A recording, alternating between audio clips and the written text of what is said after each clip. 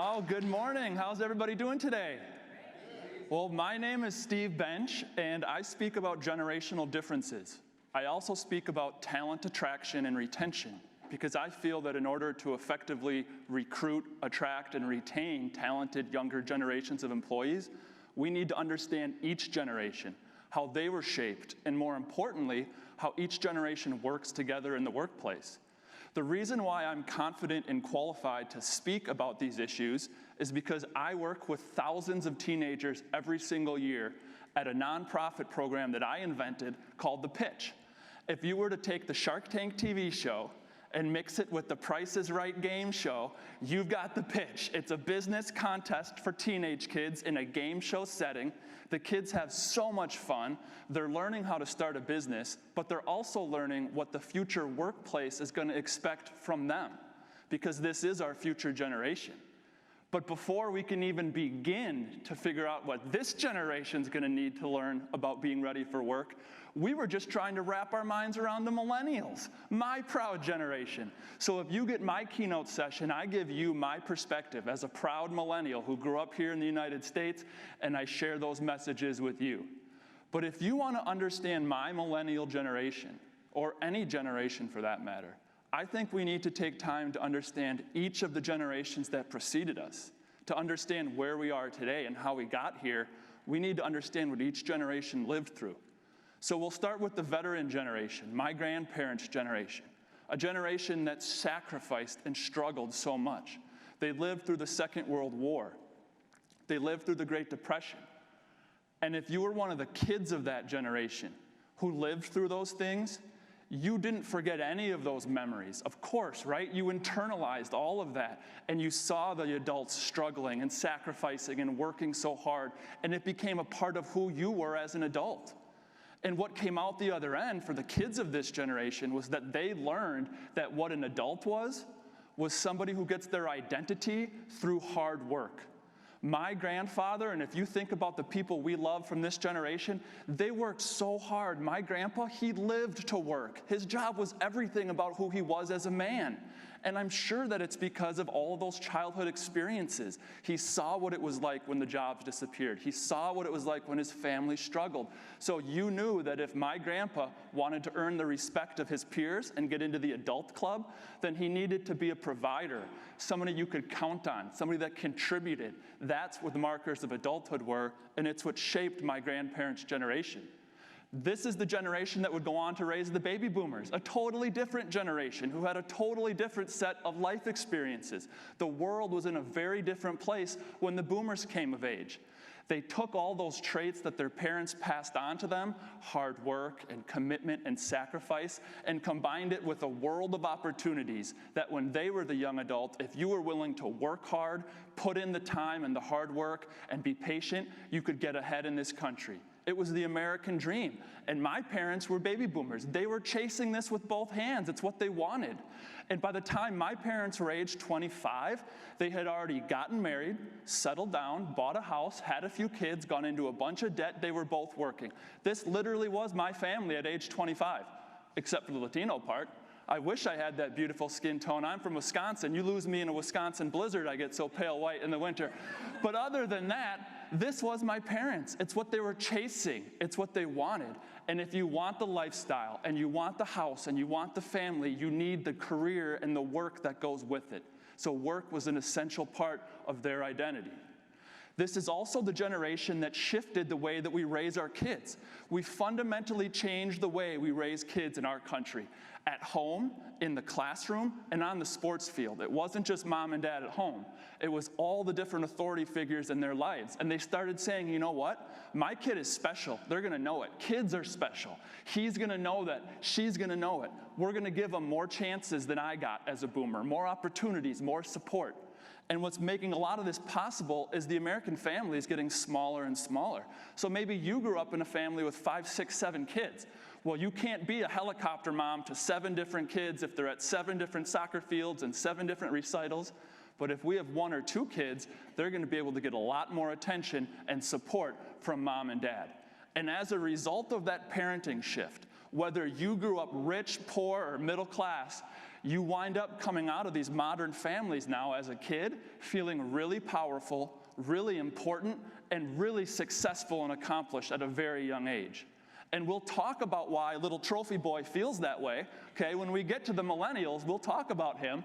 But if you've been following along, we covered my grandparents, the veterans, then we hit my parents, the baby boomers. We touched on the millennials and Gen Z here a little bit because it was the boomers who shifted the way that we raise them. But what generation can't we skip over? I know you're out there today, Gen X. Make a little bit of noise, Gen X. This is all about you. This is your trophy part of the presentation. We're going to make you feel special. Well, you as a Gen Xer, you had a much different childhood than I did as a millennial. You were much more independent. You didn't have helicopter parents hovering over you, never letting you out of their sight, right?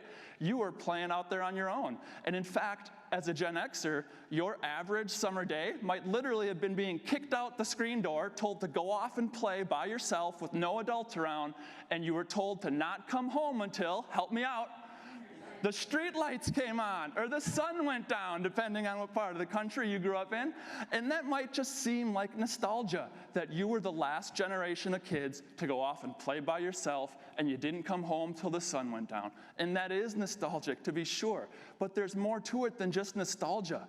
Because think about what was happening to you on those independent summer days. You were becoming fundamentally different than me as a millennial. Because when you were out there, you were on your own. You were much more independent than a millennial. You had to get yourself out of the trouble you got yourself into. You actually had to face the consequences of your decisions, a pretty novel concept to a millennial who's always had a second chance or extra credit. But you had to deal with it. So you're much more self-reliant and you're much more resilient. And those skills equipped you as young adults entering the workplace to handle the challenges of the working world a little bit better maybe than my generation of millennials who doesn't come into the workplace with that same level of experience. And I think Gen X has it the hardest of all the generations. I think you have the true dilemma. Because when you were the young professional and you were knocking on the door of the adult world, trying to get into that adult club, it was a baby boomer dominated world. You had to do it the boomers' way. You had to follow their rules, whether you liked it or not. You had to conform. You had to do it the way somebody else told you how to do it. And that's what you needed to do if you wanted to get that job. And now you've put in your time, put in your patience, you've waited on those boomers to finally start retiring, some people's opinion, and you finally get that promotion. And guess who you get to manage? The millennials, my proud generation, who expects things to be done their way and who brings in a much different set of expectations about my work-life balance. And this is how the millennials see the work-life balance. Whereas my grandpa, he lived to work. Work was on top for grandpa. Well, I'm the millennial who's flipped this around. And now my lifestyle, my friends, my family come first. And depending on the life stage that I'm in, if I'm not settled down yet with a spouse and a house and the kids, I might live more for my lifestyle and friends than work. So now you are competing against my lifestyle and my friend. And the other reason why millennials can kind of have this leverage, people will ask, well, why do millennials get to do it that way? How come they get so much leverage over what they do for work? Well, there's lots of reasons. We'll focus on one this morning. Millennials, myself included, we have delayed the traditional stages of adulthood. We have delayed our adulthood, and it's disrupting the workplace. Because I remember now, I told you about my parents. At age 25, they had already gotten married, had kids, bought a house, gone into debt, and gotten very serious about work. They had put their roots down by age 25. Well, I'm the millennial, and at age 25, I'm still taking selfies. I'm not changing diapers, and if I'm not changing diapers, then I don't need a spouse. We don't need the house. We haven't put our roots down in your community yet, and all of a sudden, I'm the millennial with way more mobility and job freedom and flexibility than any generation in American history, because I can just quit. I can move in with my parents. I can sleep on my friend's couch. I can be the independent contractor who drives Uber or rents out my apartment on Airbnb. There are so many ways for me to get by. I don't need to conform like the boomers and the Gen Xers did.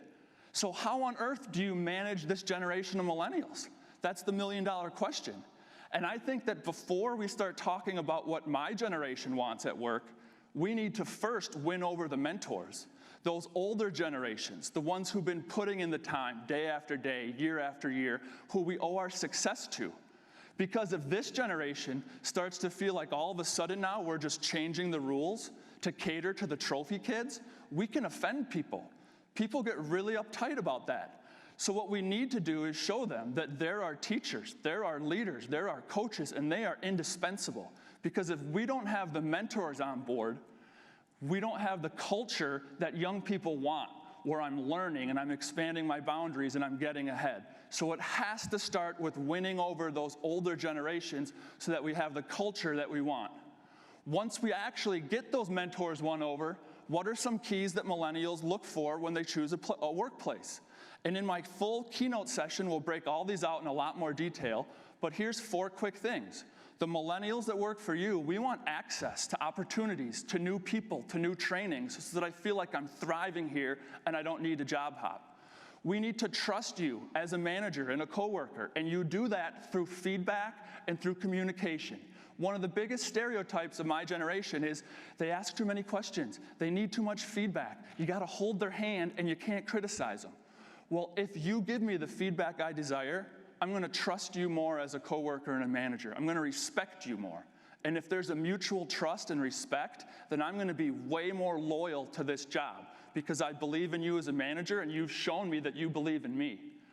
Give me control over the work that I do. We've all heard about micromanagers, but what the opposite of that is give me process control over the work that I do. The more decisions that I'm making in the process, the more I feel like I'm invested in the project and it's my job. Give me a voice within your organization. I'm the millennial who's always had a place in my family to make my voice heard, to be listened to in the classroom, that I'm valued by my coaches on the sports field, and I'm going to expect that I can make my voice heard in your organization as well. So that's my quick take on millennials, but you guys, if you thought that millennials were hard to work with, just wait till their little brothers and sisters get here. They're going to be even more disruptive than the millennials. They're called Generation Z. They were born after 1995, which makes them about age 10 to 25. They are younger than Google, which is pretty scary to think about, and they are too young to remember September 11th. They learned about it in history class. And this generation is going to do things differently. They're going to confuse us. We're going to scratch our head at them. And we often think of the youngest generation, Gen Z, as these fresh-faced kids that you just saw in those pictures. But in reality, they're in high school. They're in college. You might already have a Gen Zer working for you if you don't already. And if you don't, you will very soon. So what does this generation want? And maybe my most popular question is, how is Gen Z different from a millennial? And in the keynote and in any breakout sessions, we'll have a lot more time to talk about that. But here's 4 quick things to think about Gen Z. They are at a different life stage than you were at the same age. The 25-year-old Gen Z employees that you have are not at the same life stage that my 25-year-old baby boomer parents were, and that means we have a different decision-making profile when it comes to work life and our lifestyle. My learning style is different if I'm Gen Z. You need to make my training, my orientation, reflective of my learning style. Even since millennials, in the last 10 years, the classroom has become so much more interactive instead of passive. Passive is I sit in my desk and I quietly take notes while the teacher writes them on the blackboard. Those days are over. I need to be involved in the learning. It needs to be interactive. It needs to be reflective of my learning style. And the way that you incentivize and retain somebody under the age of 25, I have a shorter time horizon than a baby boomer. My dad already had kids and a family. He would happily wait 5 years before he vests into some great matching program. But you're going to lose me. I need incremental rewards and recognition so that I feel like I'm on the right path, I'm being recognized for my work, and I've got a future here. And if you're one of those skeptical mentors that think that today's kids don't get it, I'll leave you with this thought today. If you think they don't get it, you're right, they don't get it. They're really, really naive, and they're not going to have the same work experience that you did at the same age. So I'm challenging you this morning to please be the patient mentor that you would want for your son or daughter or niece or nephew, because we can all find ways to be divisive. But can we find ways to multiply the strengths that each generation brings to the table? Thank you so much for your time. I'm Steve Bench, and I would love to keynote your next event.